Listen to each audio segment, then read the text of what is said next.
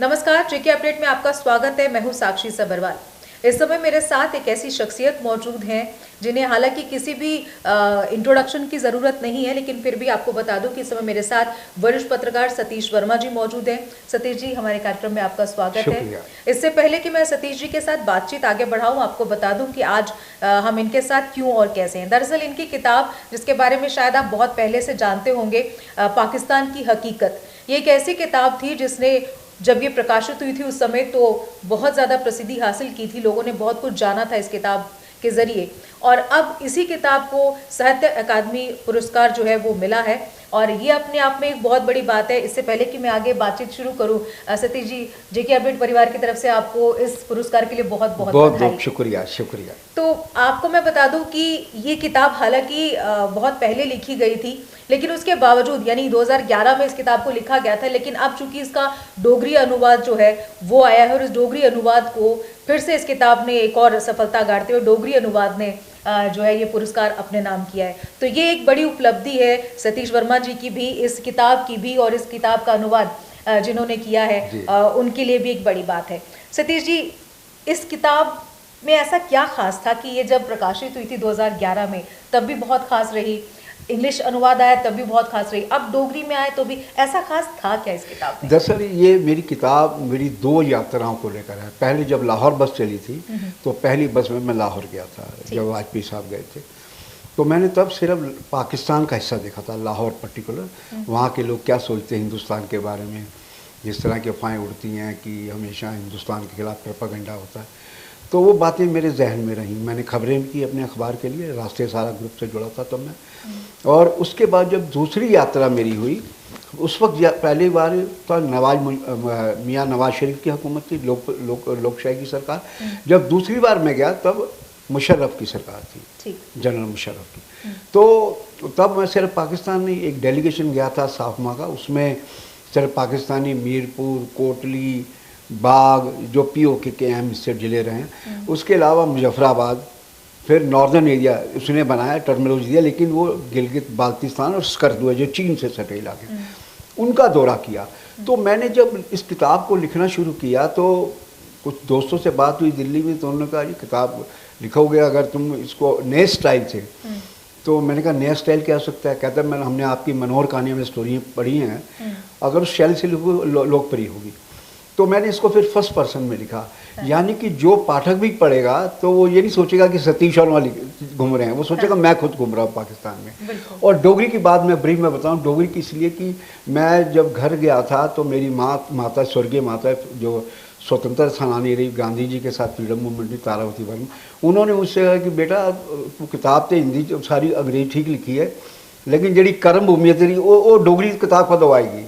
तो मैंने अपनी माँ की जो इच्छा है उसको पूरा किया, करवाया। डॉक्टर नीलम सरीन यहाँ की बहुत बड़ी डोगरी की लेखिका हैं, स्कॉलर हैं, उन्होंने कई पुस्तकें लिखी हैं, कई पर्चे पढ़े हैं, तो एक बड़ी विद्वान महिला हैं। तो जब उनसे बात हुई तो उन्होंने पहली बार में ही कह दिया कि हाँ सतीश जी मैं इसका अनुवाद करूँगी। तो जैसा आपने बताया कि डोगरी अनुवाद इस किताब का, कल ही साहित्य अकादमी ने इसका ऐलान किया, जो भाषा किताबें होती हैं, तो मुझे बेहद प्रसन्नता और खुशी हुई कि मेरी माँ की जो इच्छा थी वो पूरी हुई, और दूसरी जो मेरी कर्म भूमि है वहाँ की जो भाषा को साहित्य अकादमी पुरस्कार दिया। सतीश जी, आपके साथ साथ डॉक्टर नीलम सरीन जो हैं वो भी मुबारकबाद की हकदार हैं। हमारा कार्यक्रम वो यकीनन देख रही होंगी, तो जेके अपडेट परिवार की ओर से उनको भी बहुत बहुत मुबारकबाद। ये उनकी भी मेहनत है सतीश वर्मा जी के साथ, जो कि इस किताब के रूप में हमारे साथ है। ये वो किताब है जिसने जब आई थी तब भी एक बड़े उपलब्धि हासिल की थी अपने आप में, और उसके बाद अब डोगरी में उसका अनुवाद होना एक बड़ी बात है, डुग्गर के लिए भी और डॉक्टर सरीन के लिए भी, और उसके साथ सतीश वर्मा जी आपके लिए भी। सतीश जी, जिस तरह से पत्रकारिता में एक बहुत लंबा समय, आप बिल्कुल बहुत लंबा समय गुजारा है, काफ़ी लंबा अनुभव रहा है आपको। कुछ वक्त मुझे भी आपके साथ काम करने का मौका मिला, और मैं आज खुद को बड़ा अच्छा महसूस कर रही हूँ। मुझे बहुत अच्छा लगा है कि आज मैं आपका इंटरव्यू ले रही हूँ। पत्रकारिता से हट के किताब लिखना, ये इंटरेस्ट कहाँ से शुरू हुआ? दरअसल ये आपने अच्छा सवाल किया। पत्रकारिता में भी अलग अलग मरहले हैं। मरहले का मतलब यह है कि अगर आप दैनिक अखबार में काम करेंगे तो उसकी भाषा शैली अलग होगी, अगर आप वीकली में करेंगे उसकी अलग, अगर पाक्षिक में करेंगे अलग करेंगे, मनोहर का।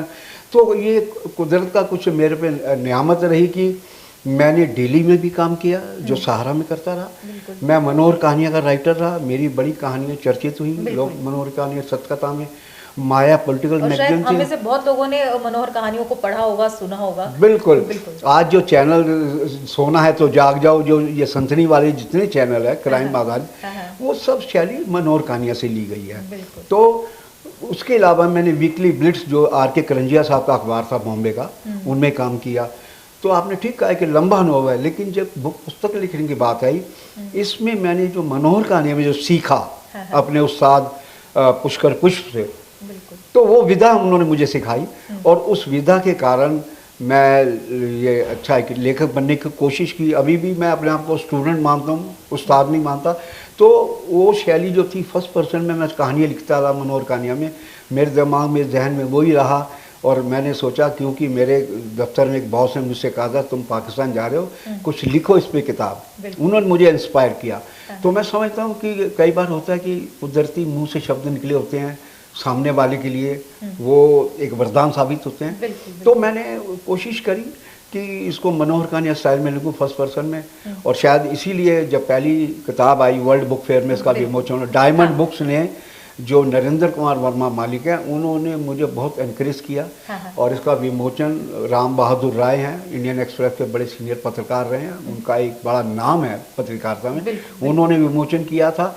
और मुझे सबसे बड़ा कॉम्प्लीमेंट उन्होंने ये दिया उस वक्त वर्ल्ड बुक फेयर में कि सतीश वर्मा की ये ऐसी पहली किताब है, एक तो इसमें कोई अशुद्धि नहीं है, दूसरा हिंदी में पाकिस्तान के बारे में ये पहली पुस्तक आई है। बिल्कुल बिल्कुल सतीश जी, बहुत सारे दर्शकों को मैं ये बता दूं कि पाकिस्तान की हकीकत किताब जो है वो वर्ल्ड वाइड आपको अवेलेबल होगी। आप चाहे इंडिया में हैं या आप कहीं भी हैं, अगर आप इस किताब को पढ़ना चाहते हैं तो आप आसानी से इसे पढ़ सकते हैं। ये ऑनलाइन भी अवेलेबल है हर जगह, तो ऐसी दिक्कत नहीं है। अब चूंकि इसका इंग्लिश वर्जन भी है, अब डोगरी भी है, तो अगर जम्मू के लोग कहीं बाहर हैं जो डोगरी पढ़ना पसंद करते हैं तो वो भी अब इस किताब को आसानी से पढ़ पाएंगे, ये एक अच्छी बात है। लेकिन सतीश जी, क्योंकि आप उस समय पाकिस्तान गए थे और ये चूंकि पाकिस्तान की यात्रा पर ही आधारित किताब है, उस वक्त का अनुभव पाकिस्तान का और अब के हालात जो भारत पाकिस्तान के हैं, कितना अंतर अब आप महसूस करते हैं? मैं एक छोटा किस्सा सुनाऊंगा, दो किस्से हैं जो मेरी पहली यात्रा हुई।